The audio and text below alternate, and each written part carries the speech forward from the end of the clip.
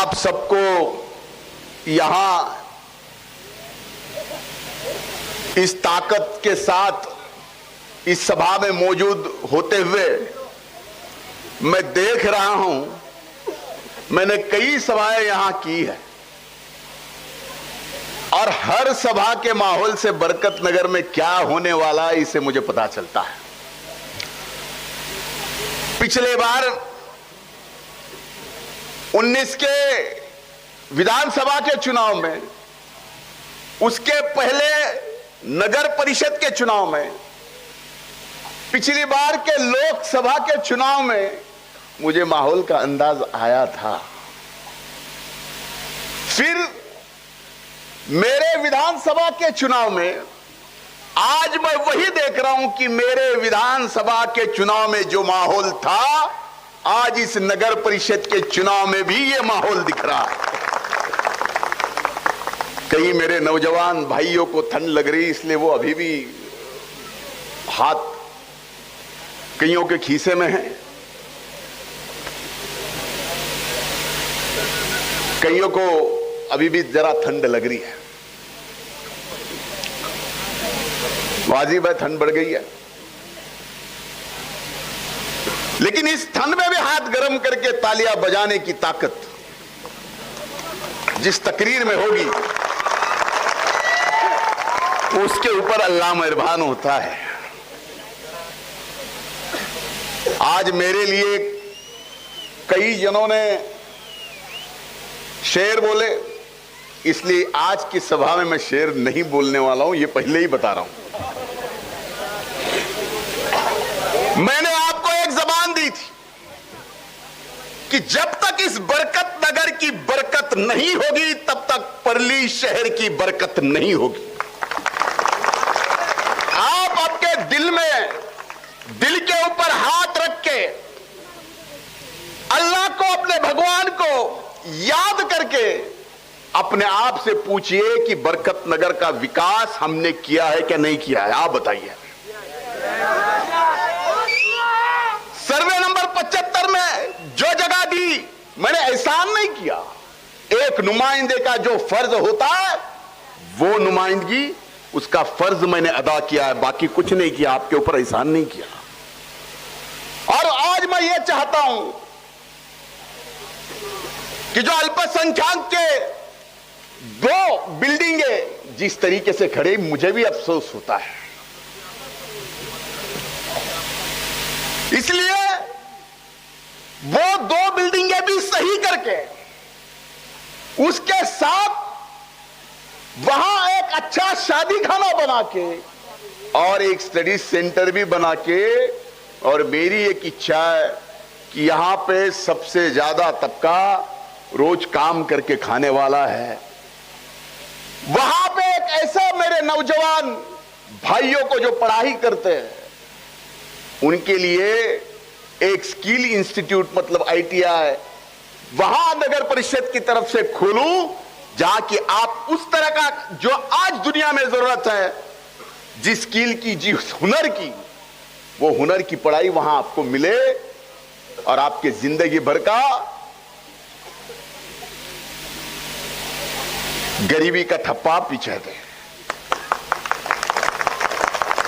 आप मुझे बताओ, मैं आज सवाल करूंगा आपसे, जब जब आपको मुश्किल आई है, उस मुश्किल में हम सब आए पहले, या महायुति के उम्मीदवार छोड़ के आज जो कोई कुछ चला रहा है ना, क्या वो आए थे या मैं आया था?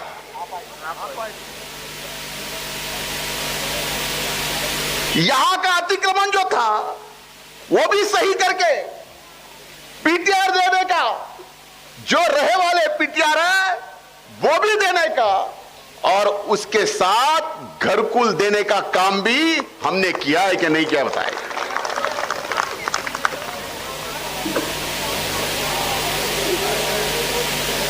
जब जब मुश्किल आई, फिर चाहे वो कोविड की हो, चाहे बाढ़ में मदद करने की हो, या चाहे निजी किसी के व्यक्तिगत जीवन में अस्पताल की हो, चाहे माली हालत की हो या किसी काम की हो, तब ये धनंजय मुंडे आपके काम आया था या नहीं आया था? जब जब आप मेरे ऑफिस के दरवाजे पे आए कोई भी काम लेके, क्या आप खाली हाथ वापस आए हैं? जरा जोर से बोलिए। तो फिर और आपको किस तरीके से एक नुमाइंदगी करने वाला इंसान चाहिए? आज मैं इनके प्रचार में आया हूं, वादा करता हूं कि मैंने जिस तरीके से काम आपके लिए किया है, इन्होंने भी किया होगा। अगर इनमें से कहीं कोई पिछले 5 साल में थोड़ी बहुत गलती हुई होगी, मैं माफी चाहता हूं, लेकिन उनको भी सुधारने के लिए मैंने बोला, वो भी सुधर जाएंगे। लेकिन अपना वोट जाया मत कीजिए। आज इस परली शहर के अभिमान, अस्तित्व की, स्वाभिमान की, अपने इज्जत की, यह नगर परिषद के चुनाव की लड़ाई है। जिस तरीके से आपके घर का ये आपकी सेवा करके, आपकी नुमाइंदगी करके एक ये धनंजय मुंडे महाराष्ट्र में जा रहा है, कितने लोग मेरे पीछे लगे बाबा। सिर्फ मैंने राजनीति में खत्म होने के लिए पीछे नहीं लगे, मैंने इस दुनिया में नहीं रहना, इस कदर वो मेरे पीछे लगे। उस समय क्या आप मेरा साथ छोड़ोगे या मेरे पीछे साथ खड़े रहोगे? पिछले 1 साल जिस तरीके से मुझे, मेरे इस परली शहर को, इस परली के मिट्टी को, इस मिट्टी में रहने वाले हर इंसान को जिन जिन लोगों ने बदनाम किया, उन सबको इकट्ठा जवाब देने का चुनाव ये नगर परिषद का चुनाव है। ये जीत का तमाचा जिस तरीके से बैठेगा, बाद में वापिस से ये परली क्या बदनामी करने का कभी सोच भी नहीं सकते। शुक्रिया, सोच में सोच लाने का। चुनाव ये है, ये एक ऐसे आपके घर के बेटे को खत्म करना चाहते हैं राजनीतिक, जो बेटा आपका हर फर्ज अदा कर रहा है, हर फर्ज अदा कर रहा है। मेरे पास कुछ हो ना हो, लेकिन आपको मैंने कभी कमी होने नहीं दी। ये फर्ज मैंने अदा किया है कि नहीं किया है? तो फिर आपका फर्ज नहीं बनता कि पूरा एक साथ इकट्ठा ताकत से प्रभाग 2, प्रभाग 3 से नगर अध्यक्ष के लिए इतनी थंपिंग लीड जो मुझे मिली, उससे 10 वोट तो भी ज्यादा मिलनी चाहिए। और उतनी ही लीड 2 और 3 के जो नगर सेवक के लिए अपने उम्मीदवार खड़े हैं, उनके लिए भी उतनी ही लीड देनी पड़ेगी। भाई, मैं अगर काम करने लायक नहीं रहा तो आपका काम कौन करेगा? आप बताइए। मी जर तुमच्या काम करण्याच्या लायकीचा नाही राहिलो तर तुमचं काम कोण करेल? मग ही आपल्या परळीच्या माझ्यासारख्याच्या लायकीची निवडणूक नाही आहे। अरे क्या क्या किस किस के जीवन में यहां पे भी जो जो मुश्किल आई, वो मुश्किल मेरे कान पे आने के बाद मैंने अपने घर की मेरी मुश्किल है समझ के वो हल करने की कोशिश आज तक की। मेरे नौजवान भाइयों, आपको भी भड़काने की कोशिश यहां की जा रही है। आपको लगता होगा यहां जो होता है इस चौक में, इस चौक के किस होटल में क्या चर्चा होती है, ये धनंजय मुंडे को मालूम नहीं होती। आप बैठने से पहले वहां कोई तो भी ऐसा बेटा होता है कि आपकी बात जो चल रही है वो सही चल रही, सही बताता है, गलत चल रही गलत बताता है, लेकिन मेरे कान पे आती है। आप हंस रहे, इसका मतलब कुछ ना कुछ तो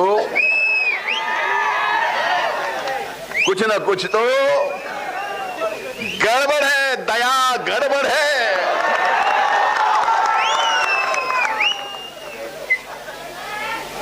अब अब ये गड़बड़ मेरे समझ में आ गई है, तो ये गड़बड़ मत करो। ये हाथ जोड़ के आपके पैर पड़ के ए धनंजय मुंडे आपको बोल रहा है, क्या मैं बोलूं? अरे यहां आके तकरीर करने की भी जरूरत नहीं, आपने बोलना चाहिए जो उम्मीदवार दिया जाए जाए, हम आपके साथ में हैं। आखिर में काम करने वाला, इन सबको ताकत देने वाला, परली नगर परिषद में विकास के लिए पैसे लाने वाला, ये विधानसभा का आपने नुमाइंदा यहां चुन के दिया है, उसमें ताकत है। ये चुन के आएंगे तो मेरी ताकत बढ़ेगी, बढ़ेगी कि नहीं बढ़ेगी? मेरी ताकत बढ़ेगी, यानी आपकी बढ़ेगी क्या नहीं बढ़ेगी? मेरी औकात कुछ नहीं है। आप यहां जो हो, आपके मन में मेरे प्रति जो प्यार है, वो प्यार मेरी ताकत है, वो प्यार मेरी औकात है, बाकी कुछ मेरे हाथ में नहीं है। इसलिए ये आपके मन का, आपके मन के अंदर धनंजय मुंडे के लिए थोड़ा भी प्यार कम मत करो।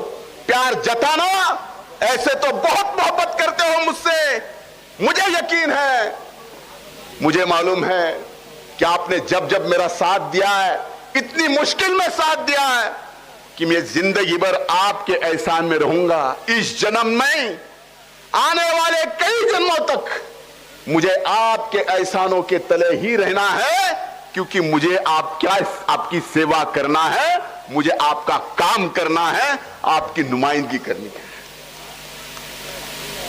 और आपके एहसान में ऐसे यह भी नहीं कर सकता। मैंने अपने बदन के पूरे चमड़े की जूते भी करके आपको पहनाई। आपके जितने मेरे ऊपर एहसान है, वो एहसान कम नहीं हो सकते, वो पूरा नहीं कर सकता हूं। लेकिन दया गड़बड़ है वाली बात मत करना। आज आप सब मुझे एक साथ मिलके बताओ, ऐसी गड़बड़ होने नहीं देंगे। ना 2 में ना 3 में गड़बड़ नहीं होने देंगे। आप मुझे बताओ, एक समय था कि उस मेन रोड से यहां आने तक क्या क्या होता था। ना ऑटो वाले आते थे, ना मोटरसाइकिल वाला सही तरीके से आता था, उसको भी 10 मिनट लगते थे। आज वैसी परिस्थिति है क्या? ये रास्ता बराबर है। इस रास्ते की भी बात जबान दी थी, पूरी की कि नहीं? बरकत नगर की जितने भी छोटी छोटी गलियां है, वहां पे भी रास्ते किए कि नहीं? कुछ रहे हैं, मैं मानता हूं। भीमानगर का विषय हो, जमजम, वो सभी जो काम रहे, जो रहे हैं, वो पूरा करने के जबान आप सबके सामने यहां पे देता हूं। भीमानगर का एक बौद्ध विहार चुनाव के बाद 15 दिन में उसका उद्घाटन करके आपको यहां पे दिखाऊंगा। 15 दिन में जिस तरीके से मैंने आपको बताया, अल्पसंख्यक बहुल के पैसों से अपन ने 2 बिल्डिंगें वहां पे बनाई। उसके बाद वो योजना बंद हुई, पैसा मिलना बंद हुआ, उस कारण से उसके हालात वो हुए। लेकिन मैं आपको यकीन दिलाता हूं कि अब राष्ट्रवादी कांग्रेस पार्टी के पास अल्पसंख्यक विभाग का मंत्रालय है।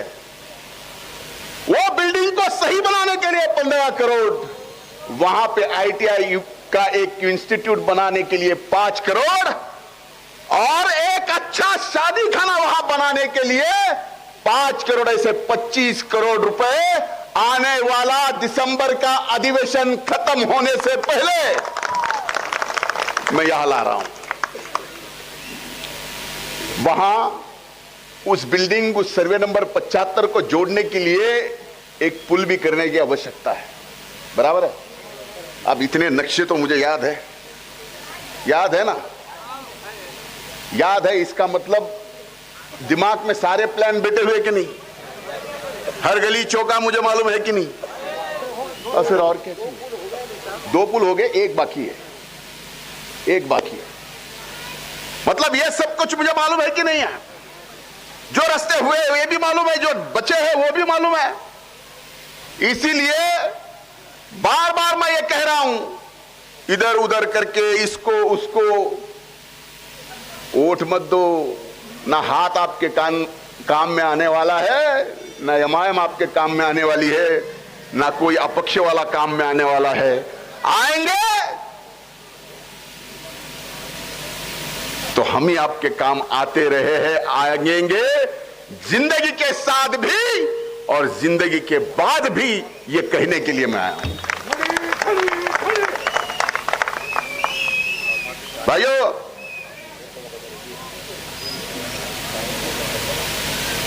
मुझे कल ये पता चलना है कि मेरे तकरीर का इस बोलने का फर्क पड़ा है कि नहीं पड़ा। कल ये पता चलना है, पता चल जाएगा कि मैंने जो बोला था दया गड़बड़े नहीं है, अब सही है, तो कल पता चलेगा। इसीलिए आपको एक बात यकीन दिला दूं, लोकसभा का चुनाव हुआ, लोकसभा में ताई को यहां से कितने वोट मिले, क्या मिले, इस पे मैं नहीं जाऊंगा। लेकिन जब आपको पता चला लोकसभा के चुनाव के बाद एक पेपर में कि ये सारा इलाका यहां से लेके पूरे तालाब कट्टे तक रेलवे के, मैं देख रहा हूं भाई, पूरा रेलवे लेने वाली थी। लोकसभा के बाद रेलवे मंत्री को बिठा के नक्शा बताया कि ये नहीं होना चाहिए, बनाना है तो उधर से बनाओ, इधर एक भी गरीब का घर, एक भी जमीन का टुकड़ा जाएगा, धनंजय मुंडे की जान जाएगी, लेकिन एक भी इतना सा टुकड़ा मैं जाने नहीं दूंगा।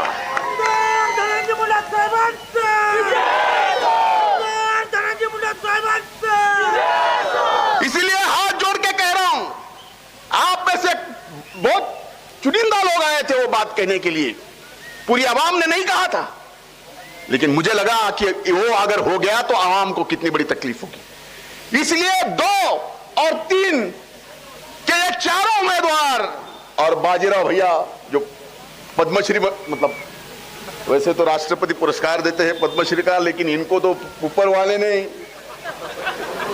जोड़ी ऊपर वाले बना था, पद्मश्री बना दिया इनको भी। और वार्ड क्रमांक 8 के 300 वोट यहां पे है। मुझे इतना भी मालूम है किस वार्ड के कितने वोट हैं, किसके हैं वो 300 वोट भी वार्ड क्रमांक 8 के अपने जो 2 उम्मीदवार हैं उनको मिलने चाहिए। आखिरी बार हाथ जोड़ के एहसान करने पे आया, आप अपना वोट दे के मुझे और एक एहसान करो, और एक एहसान करो। उस एहसानों के तले झुकूंगा नहीं, छाती छोड़ के कहूंगा कि ये है, ये मेरी आवाम है, इनके लिए मुझे करना है, जिंदगी के साथ भी और जिंदगी के बाद भी। बहुत बहुत शुक्रिया, अल्लाह हाफिज, जय भीम। करने का समय 20 मिनट है, मतलब स्थिति ऐसी आई है कि 20 बॉल है और 50 रन निकालने हैं, तो समझ लेना कि जिन जिन को आप आगे बढ़ाने की बात कर रहे हो, जब तक मेरी तकरीर नहीं होगी वो आगे बढ़ेंगे नहीं। आज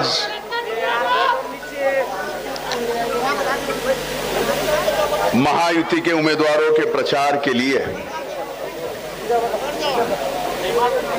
फिर एक बार बरकतनगर के इस चौक में आप सबसे रूबरू होने आया हूं, इसलिए यहां मौजूद सभी को नमस्ते, अस्सलाम वालेकुम, जय भीम।